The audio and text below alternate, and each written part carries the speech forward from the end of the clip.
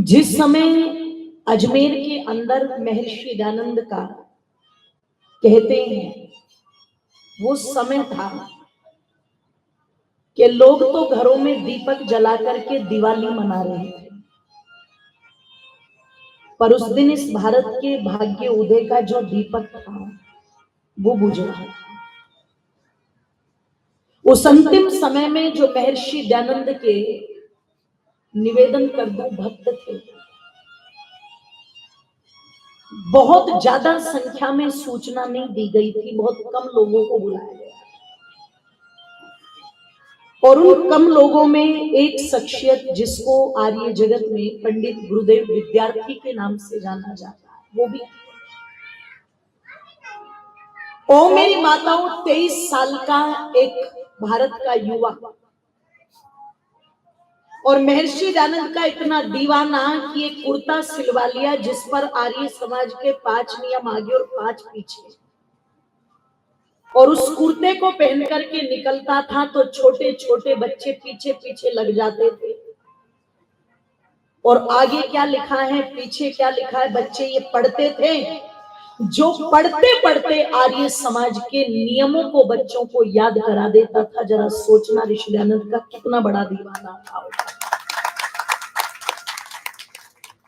23 साल की उम्र में एक पुस्तक लिखी थी संध्या विज्ञान, जो उस समय ऑक्सफोर्ड यूनिवर्सिटी के सिलेबस में लगी थी। तो सोच करके देखना कितना इंटेलिजेंट रहा होगा कि ऑक्सफोर्ड यूनिवर्सिटी के सिलेबस में उस बुक को ऐड किया गया।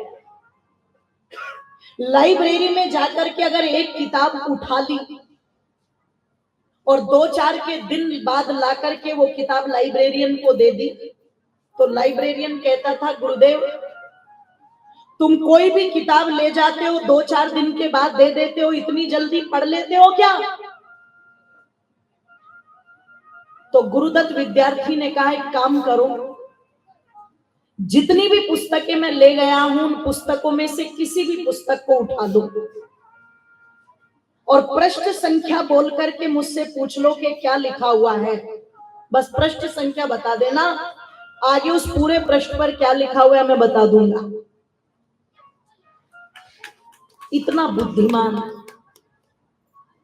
वो गुरुदत्त विद्यार्थी जो उस समय माता ईश्वर को नहीं मानते थे, अंतिम समय में जब महर्षि दयानंद को देखते हैं तो जो विष दिया गया था दूध में मिला करके ऋषि दयानंद को, वो पूरे शरीर से फूट फूट करके निकला था।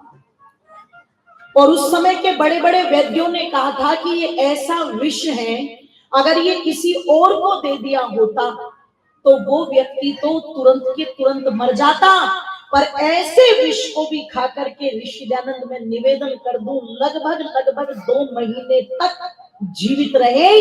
शरीर से फूट फूट करके वो विष निकला, पूरे शरीर में फपोले पड़ गए, आंखों की पुतलियों तक में फपोले पड़े हुए।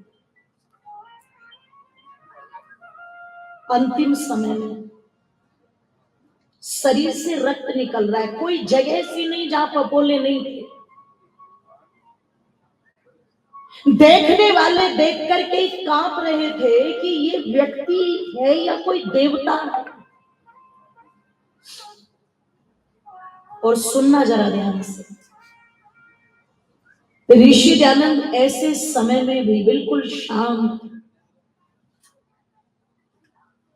वो शांति उनके चेहरे पर स्पष्ट दिखाई दे रही थी। मैंने कहा था ना बैलेंस ऋषि दयानंद जी की जीवन में।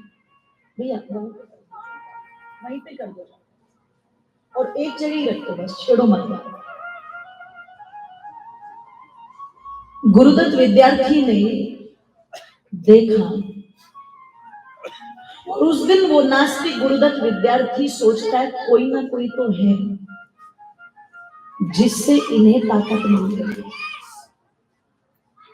इतने कष्ट होने के बावजूद भी ये व्यक्ति शांत है। नास्तिक गुरुदत्त आस्तिक बन गए। तो मैं जो कह रही थी वो कह दूं, महर्षि दयानंद ने, मेरी माताओं निवेदन कर दूं आप लोगों के सामने, पता लगा जो भी उनके पास था, कोई चादर, कोई शॉल, कोई धन, सब में बांट दिया। और क्या कहा, खिड़की खोल दो, दरवाजे खोल दो। ये खिड़की और दरवाजे ऋषि दयानंद ने अपने लिए नहीं खुलवाए थे। ये खिड़की और दरवाजे ओ आर्यों में संबोधित कर रही हूं, सब आर्य हैं। हम भगवान आर्य राम की संतानें हैं, हमारी श्री कृष्ण की संतानें, हम सब आर्य हैं। मैं संबोधन करते हुए कहना चाहती हूं, उस दिन महर्षि दयानंद ने वो दरवाजे सबके लिए खुलवाए। जो लोग कहते थे दलित अछूत मंदिर में नहीं जा सकते, वेद नहीं पढ़ सकते, यज्ञ नहीं कर सकते, यज्ञोपवीत नहीं पहन सकते, महर्षि दयानंद ने वो आर्य समाज के दरवाजे सबके लिए खुलवाए थे। सबको आर्य समाज में बुलवाना, सबको वेद पढ़ाना, सबको यज्ञ कराना और सबको यज्ञोपवीत पहनने का अधिकार देना। इसलिए हमारे धर्म तेजा जी बार बार कह रहे थे, उस यज्ञ में सब बैठ सकते हैं, उसमें जात पात ऊंच नीच कोई भेदभाव नहीं है, क्योंकि आर्य समाज सबको एक समान मानता है। यही तो विशेषता है। इसलिए ओ मेरी माताओं बंधुओं, मैं निवेदन करूंगी आप लोगों के मध्य में सब उस यज्ञ में बढ़ चढ़ करके भाग लेना, और निश्चित वो यज्ञ आपका कल्याण करने वाला हो, क्योंकि रामनवमी के पावन अवसर पर हो। बोलिए श्री रामचंद्र भगवान की जय। ओ मेरी माताओं बंधुओं, इस कथा के माध्यम से हमें यही तो परिवर्तन करना है। आपने सुन लिया, मैंने सुना दिया, और आप कह दो हाँ हाँ बहुत अच्छा था और फिर वैसे ही हो जाओ, कोई लाभ नहीं होगा मेरे इतनी दूर से बुलाने का। आज अगर यहां से उठो, कल यज्ञ से उठो, तो कोई ना कोई परिवर्तन आपके जीवन में दिखना चाहिए। आज अगर यहां पर आए हो तो खाली मत जाना, यहां से कोई ना कोई एक संकल्प अपने साथ जरूर लेकर के जाना। इन 5 दिनों में जो भी बात तुम्हें अच्छी लगी हो, उसी का संकल्प लेके जाना। मुझे बड़ा अच्छा लगा, आदरणीय हमारी धर्मपाल आर्य जी की बहन बैठी हुई है, उनका बेटा आदित्य निरंतर इस कार्यक्रम में सभी युवा भाई सम्मिलित हैं। अभी मुझे वो आते आते बोल रहा था, बोले मैंने संकल्प ले लिया कि मैं दोनों समय संध्या करूंगा।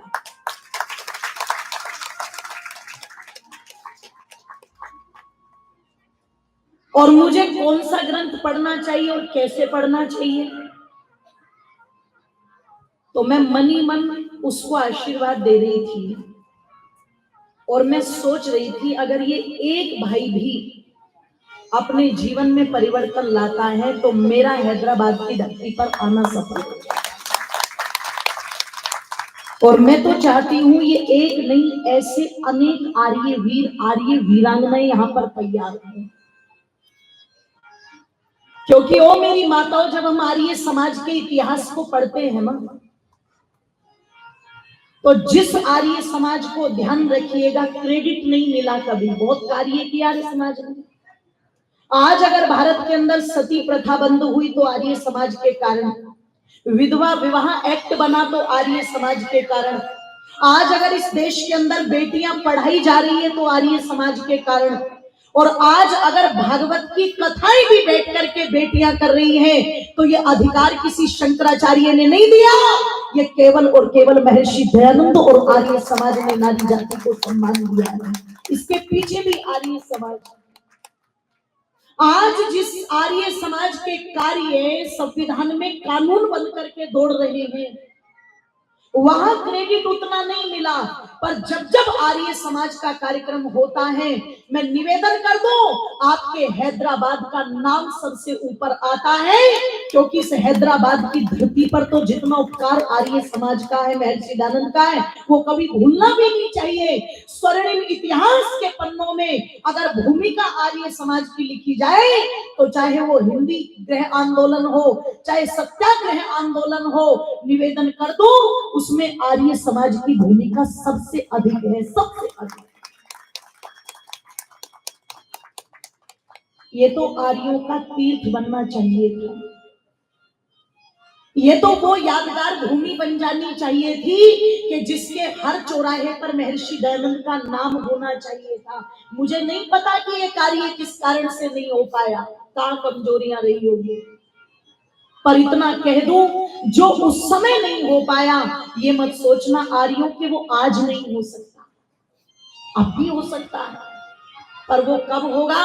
अगर तुम खुले पड़े रहोगे, 2 इधर लग रहे हैं, 4 उधर लग रहे हैं, 10 उधर लगे हुए हैं, 20 इधर लगे हुए हैं, अगर तुम बटे रहोगे इसी तरह तो ये कार्य कभी नहीं होगा। पर यदि सारे मिलकर के एक मुट्ठी करके कार्य करेंगे तो मैं समझती हूँ निश्चित ये ऐतिहासिक कार्य आपकी धरती पर हो सकता है। बस उस एकता को लाने की आवश्यकता है, उसको लाने की आवश्यकता, और यहां तो बहुत ही आवश्यकता है, यहां तो बहुत ज्यादा आवश्यकता है। क्यों? क्यों? जिस हैदराबाद की धरती को तुर्किस्तान बनाने की योजना थी और पाकिस्तान पंख पसार रहा था कि हाँ मैं पूरा सहयोग करूंगा, बना दो बना दो बना दो, अरे वो तो सरदार वल्लभ भाई पटेल का हमें धन्यवाद करना चाहिए, जिसके कारण ये हैदराबाद आज भाग्यनगर बनकर के भारत में जुड़ा हुआ है। नहीं तो मैं तो सोच रही थी जैसे लाहौर कभी आर्य समाज का गढ़ था और आज वहां कोई नाम लेने वाला भी वैदिक धर्म का शायद ही हो। ओ मेरी माताओं बंधुओं, जो लाहौर कभी सरदार भगत सिंह का, ध्यान रखिएगा, घर हुआ करता था पंजाब का लायलपुर, आज कोई उनके पुरखों का नाम लेने वाला नहीं है। अगर आर्य समाज और सरदार वल्लभ भाई पटेल ना होते तो शायद ये हैदराबाद भी मैं समझती हूँ हमारे लिए एक विदेशी होता और पाकिस्तान की तरह होता, जिसने 565 रियासतों को बांध करके एक जगह कर दिया। और ये जो बीमारी यहाँ पर रह गई ना, देखो किसी को बुरा लगे तो लग जाए, पर सत्य तो सत्य है, ये बीमारी अगर यहाँ रह गई या ये बीमारी कश्मीर में रह गई या भारत के कुछ प्रांतों में रह गई, इसमें बहुत बड़ी भूमिका उस व्यक्ति की रही जो अचकन पर गुलाब लगा करके चलता था और अपने आप को चाचा कहता था, है ना? जब इतिहास पढ़ा तो पंख के इस देश को नेहरू नहीं पटेल चाहिए, किस देश को नेहरू नहीं पटेल चाहिए, इन नेहरूओं का बंद अब तो खेल चाहिए, इन गांधियों ने देश को बर्बाद कर दिया, इन गांधियों ने देश को बर्बाद कर दिया, अब गोडसे के हाथों में पिस्तौल चाहिए, अब गोडसे के हाथों में पिस्तौल चाहिए।